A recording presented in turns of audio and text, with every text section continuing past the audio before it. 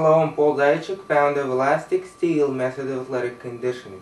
I often get questions about position of the body, position of the supporting leg, position of the body in relationship to the supporting leg and kicking leg. Okay? And today I'm going to talk about the front kick. I always say that there's different styles and different usages of different kicks. Okay? So for instance, if someone is in front of you, you don't have the time to turn out the supporting leg, and all it is a quick snap kick to the groin or to the knee, then you don't turn anything. However, if we're going to talk about the ideal situation, we're going to talk about kicks for sparring or fighting, it's going to change a little bit. Okay? So first of all, should your supporting leg face forward or not? Once again, I always say depend on the style. However, I often get questions, what is my personal opinion? I'm going to give you my personal opinion based on kinesiology, biomechanics, and of course based on simple reasoning. Okay? So we have the toes of the supporting foot forward. Okay? Issues with this position. Number one, you rely completely on the hamstring flexibility. If you lack hamstring flexibility, and this is as far as you can go, this is as far as you can go. Okay? If you turn out, most people will notice that the leg will come up even a little bit higher. It's going to come up higher. And that could make a difference between a powerful kick, a slow or fast kick, even if we're talking about just to the body. Okay? For a lot of people, those few inches make a difference. That's number one. Now, should the body be facing the supporting leg or the kicking leg? We're going to assume a 45-degree turnout. Okay? So I'm going to kick forward. I turn my supporting leg 45 degrees. Okay? Here, supporting leg turned out 45 degrees. Is it always exactly 45 degrees? No, depending on the situation. Person is a little bit closer, you might have toes forward. Person is very far, you might turn out completely. Okay? It all depends on the situation, it depends on the distance. We're talking about ideal now. So we have about 45-degree turnout. Okay? 45-degree turnout. The next question is, should my body face the kicking leg? Should my body face the standing leg? Okay? In other words, should my chest be aligned with the standing leg? Should my chest be aligned with the kicking leg? Well, I believe that the body should be aligned with the supporting leg, and I'll tell you why. Number one, if you turn, there's going to be torque somewhere. Either you're going to turn from your spine, you create torque in your spine.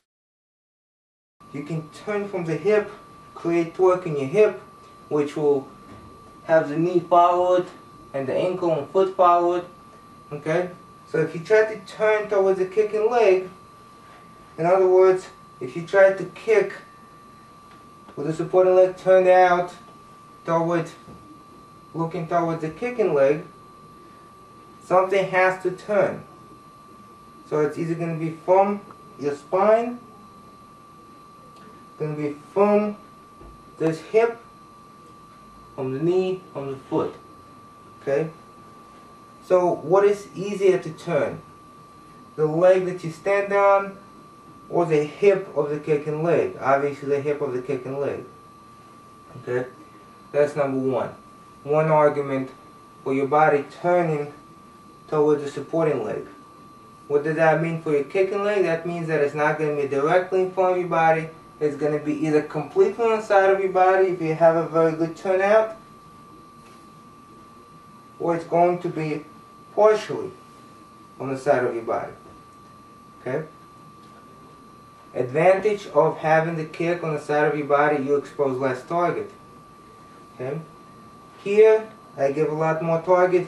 Here, I give less target. Basic, but makes sense. Next is reach. You reach further with a turnout. So if I'm about here, okay, I'm here, all I do is I turn my hip a little bit, now I can reach.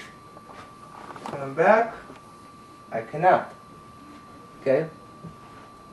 So that makes a difference. Why? Because that turn brings the base of your heel forward. Time your hips come forward. Okay? From here to here. Okay? A few inches makes a difference. Okay, so we're not giving as much target. We have longer reach. Not only we have longer reach, we can catch an opponent that's a little bit further away. We also keep the distance. It's great to have a long reach because you can reach your opponent, he cannot reach you. Or at least it takes a little bit longer and more effort for him to reach you. And finally, the point about flexibility. Like I said before, do a leg raise or a kick straight forward. Do it on the side of the body. The leg comes up higher. You can articulate with the hips more, and also the inner hamstring more flexible in most people than the outer. Put that more into play, you get a higher kick. Okay? So, no torque, longer reach, less target exposed, higher kick. My opinion, given the chance, kick on the side of your body, turn towards your standing leg. Okay, here, let the kick come out here. You land. If you want to go for a punch, you already have that weight transfer. Land forward, not so much. Okay? Once again, there's different styles, and different styles have different reasons for why they kick the way they kick. This is just my opinion. Thank you for watching.